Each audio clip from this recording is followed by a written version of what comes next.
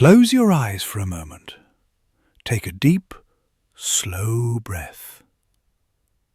Imagine you are standing at the edge of a vast, ancient forest. The air here is cool and smells of damp earth and pine needles. Above you, the branches of giant cedars weave together, filtering the sunlight into soft, golden beams that dance upon the mossy ground. Listen to the silence. It is not an empty silence, but a living one, filled with the rustle of leaves, the distant song of a bird, and the gentle rhythm of your own heart. In this space of tranquility, we often find that we are carrying something heavy. We carry invisible backpacks filled with stones, memories of the past, worries for the future, and the sharp, aching weight of our daily struggles.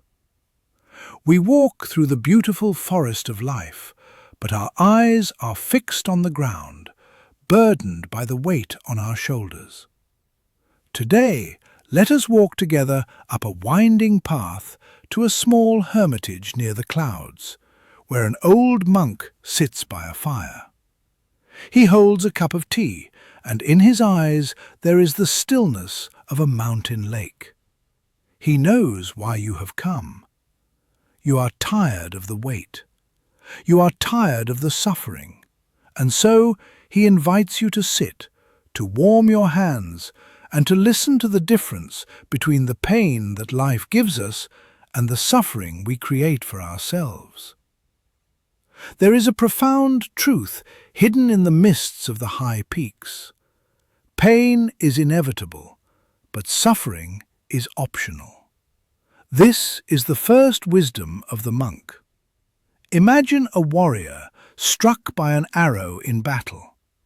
This is painful. But imagine the warrior then immediately shoots himself with a second arrow right next to the first one. This is madness, is it not? Yet, the monk explains, this is what we do every day. The first arrow is the event itself, the loss, the failure, the unkind word, the physical illness. This is the first lesson, the reality of pain. We cannot avoid the first arrow. It is part of the texture of human existence, just as the winter brings cold and the storm brings rain. To be alive is to feel. But the second arrow? The second arrow is our reaction. It is the story we tell ourselves about the pain. It is the thought, why is this happening to me? It's not fair. I can't handle this.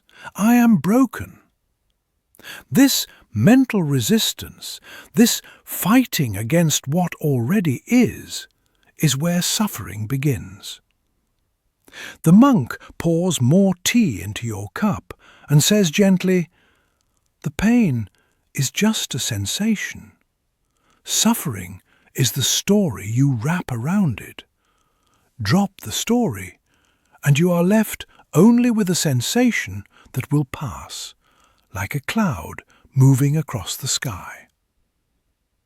As you watch the steam rise from the tea, the monk shares the second lesson, the flow of the river.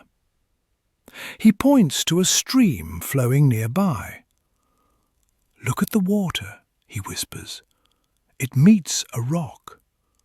Does it argue with the rock? Does it stop and demand the rock move? No. It flows around it. It embraces the obstacle and continues its journey to the ocean. We suffer because we try to freeze the river. We cling to moments of joy, desperate for them to last forever. And we build dams against moments of sorrow, terrified to let them flow. This clinging creates tension. We hold our breath, afraid to exhale. But life is movement. When you understand that everything is impermanent, that the night always turns to dawn and the winter always yields to spring, you stop fighting the current. You learn to float. When you stop holding on to the shore, the river carries you safely.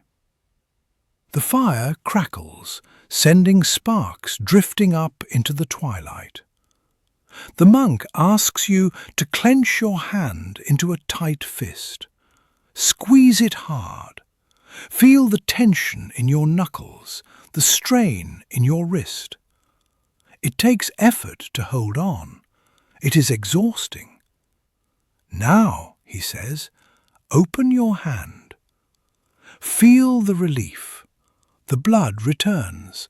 The tension dissolves. This is the third lesson, the wisdom of the open hand. Suffering is often the result of a closed fist, the desire to control outcome, to control people, to control how life unfolds. We think that if we worry enough, we can prevent bad things from happening. But worry is just a misuse of your imagination. The monk teaches that true power is not in control, but in surrender. Not giving up, but giving over.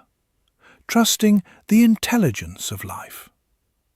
When you let go of how you think things should be, you can finally see them as they are. And in that acceptance, there is peace. As the old paradox says, when you stop trying to grasp it, it stays. When you let go, it comes. The night has fallen now, and the moon rises, reflecting perfectly in the monk's water basin. He asks you to look into the water. You are like this water, he says. If the water is agitated, it cannot reflect the moon. If your mind is turbulent with resistance, you cannot reflect the truth. This brings us to the fourth lesson, the illusion of the I. Much of our suffering comes from taking things personally.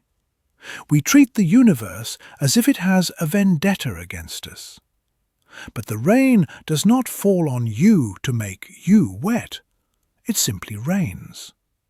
The wind does not blow to mess up your hair. It simply blows.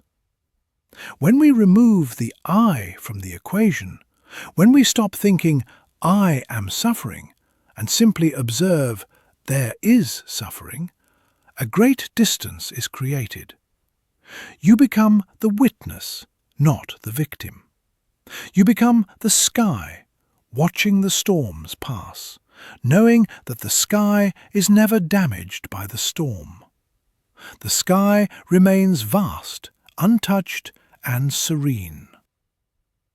Finally, the monk places a hand on his heart and offers the fifth lesson, compassion for the self. So often, when we are in pain, we criticize ourselves. We are angry that we are not stronger, not wiser, not better. We treat ourselves with a harshness we would never show a friend. The monk reminds us that to heal, we must soften. We must treat our own suffering with the tenderness of a mother holding a crying child.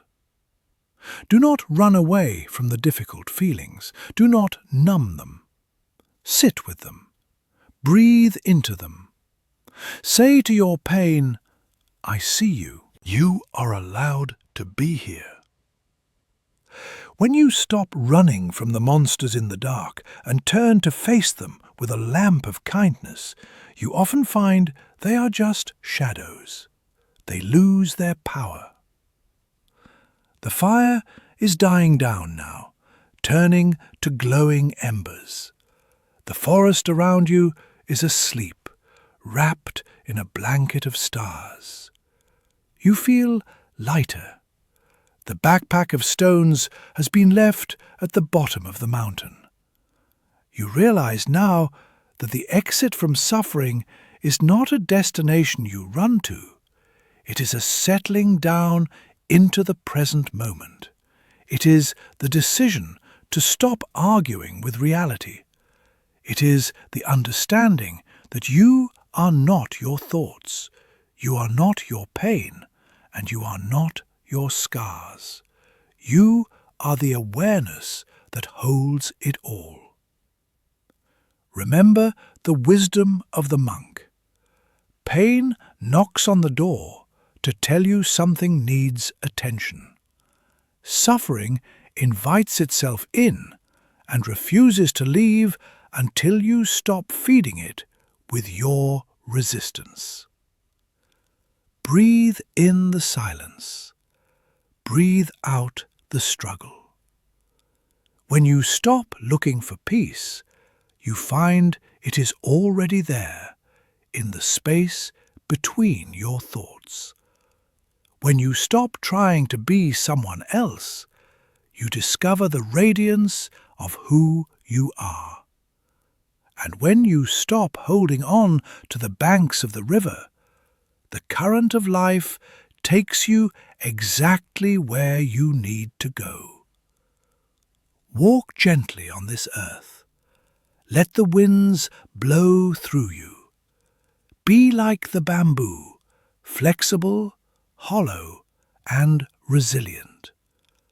Let your heart be an open hand, not a closed fist.